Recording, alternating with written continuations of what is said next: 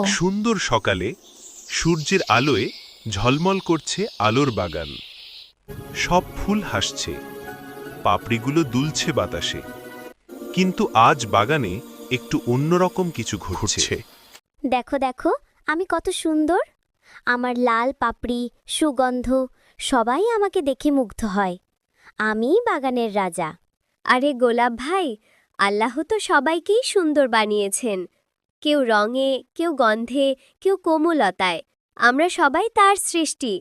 না না, তুমি বুঝবে না। আমার মতো সৌন্দর্য কারো নেই। তুমি তো সাদা আর ছোট্ট, তোমার দিকে কেউ তাকায়ও না। হঠাৎ করে কালো মেঘে ঢেকে গেল আকাশ। বৃষ্টি আর ঝড় একসাথে শুরু হলো। আমার পাপড়ি, আমার পাপড়ি ছিঁড়ে যাচ্ছে। কে বাঁচাবে আমাকে? চিন্তা করো না গোলাপ ভাই, আমি পাতাগুলো ছড়িয়ে তোমাকে বাঁচাবো। তুমি আমাকে বাঁচালে? আমি তো তোমাকে কত কষ্ট দিয়েছিলাম।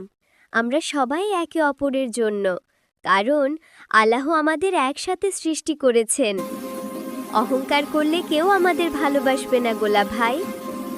আজ আমি বুঝেছি, আমার সৌন্দর্য আল্লাহর দান। অহংকার নয়, কৃতজ্ঞ হওয়াই উচিত।